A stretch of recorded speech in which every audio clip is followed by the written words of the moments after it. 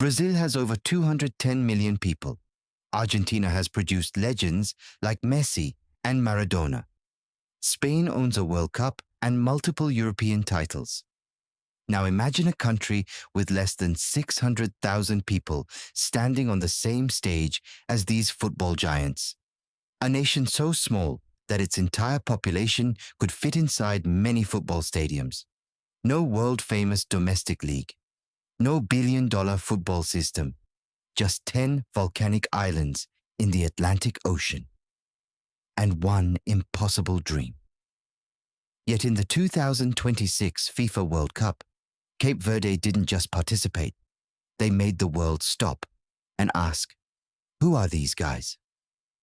This is the incredible story of how one of football's smallest nations earned the respect of the biggest. Located around 600 kilometers off the coast of West Africa, Cape Verde is made up of 10 small islands surrounded by the Atlantic Ocean. For decades, football fans barely knew the country's name. While Brazil, Germany, and Argentina collected trophies, Cape Verde was simply trying to build a competitive national team. They didn't have elite training facilities. They didn't have a world-famous league. And they certainly didn't have the financial power of football's biggest nations. But they had something money can't buy: passion. Every child dreamed of representing the blue shirt. Many learned the game on dusty pitches, beaches, and small local fields. For them, football wasn't just entertainment. It was hope. Cape Verde had one hidden advantage. Over the years, thousands of Cape Verdean families moved to countries like Portugal, France, the Netherlands, Belgium, and Luxembourg. Their children entered professional football academies. Many were talented enough to represent bigger football nations, but instead, they chose home. Players like Ryan Mendes, Jamiro Monteiro, Gary Rodriguez, Kevin Pina, and veteran goalkeeper Vozinha proudly represented Cape Verde. Every time they wore the national shirt, they weren't just playing for themselves. They were playing for every family spread across the world. That decision slowly transformed Cape Verde into one of Africa's toughest teams. Cape Verde's rise didn't happen overnight. Year after year, they became more organized, more disciplined, more confident. Their breakthrough came in the Africa Cup of Nations, where they shocked much bigger countries and proved they belonged among Africa's best. Suddenly, the football world started paying attention. This wasn't just another underdog. This was a team built on unity. Unlike many nations that depended on one superstar, Cape Verde relied on teamwork. Every player defended. Every player attacked. Everyone fought for each other. And that mentality carried them into the biggest tournament in football history. World Cup qualification was never going to be easy. Every African qualifier felt like a final. One mistake could end the dream. But Cape Verde refused to give up. Match after match, they showed incredible discipline and belief. When qualification was finally secured, celebrations erupted across the islands. For the first time, Cape Verde had reached football's biggest stage. A nation with fewer than 600,000 people would now compete against countries with populations hundreds of times larger. It was already one of the greatest achievements in African football history. But Cape Verde wasn't satisfied. They wanted more. The World Cup draw placed Cape Verde in Group H alongside European giants Spain, former world powerhouse Uruguay, and Saudi Arabia. Most football experts predicted one thing: Cape Verde would finish last. Many believed they would simply enjoy the experience before going home. But inside the dressing room, nobody believed that. Coach Bubista had built a team that wasn't afraid of famous names. His message was simple: they have history, we have hunger, and hunger can be dangerous. Cape Verde entered the World Cup carrying the hopes of an entire nation. From the very first whistle, they surprised everyone. Instead of sitting deep and defending for 90 minutes, they pressed with confidence. Their midfield worked tirelessly. Their defenders stayed compact. Their goalkeeper, Vozinha, produced crucial saves whenever the team needed him. Every player fought as if it were the last match of their career. Against stronger opponents, Cape Verde refused to be intimidated. They played with courage. They believed they belonged.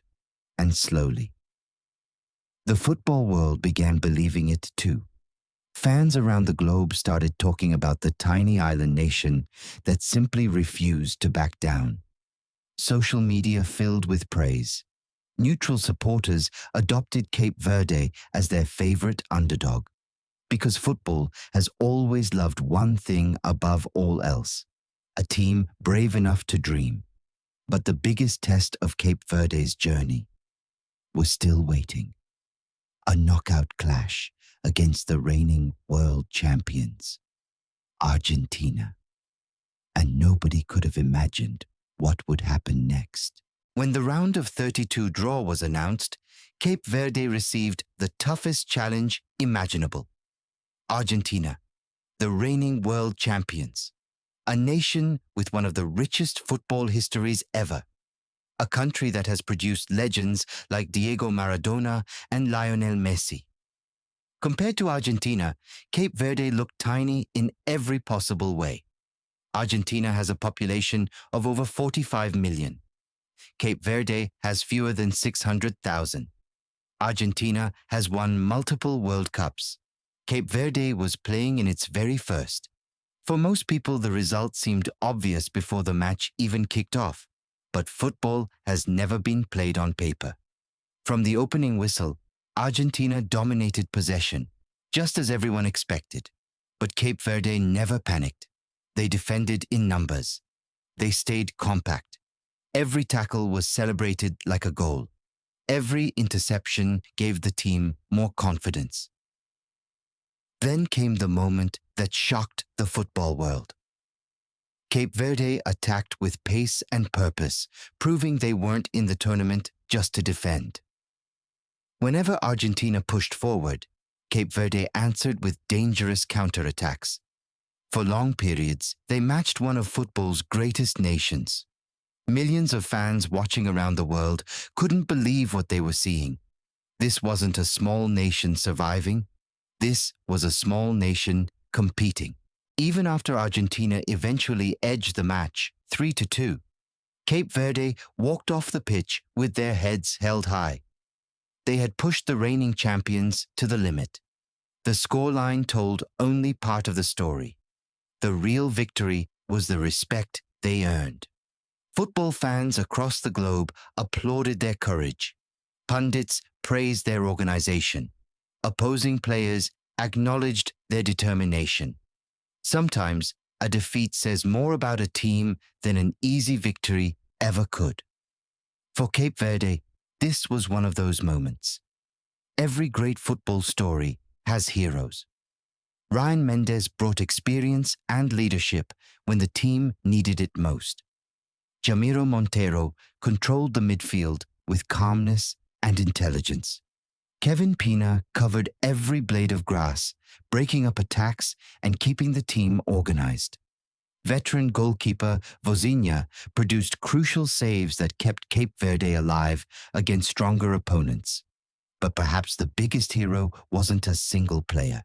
It was the team itself. No egos, no superstars demanding the spotlight.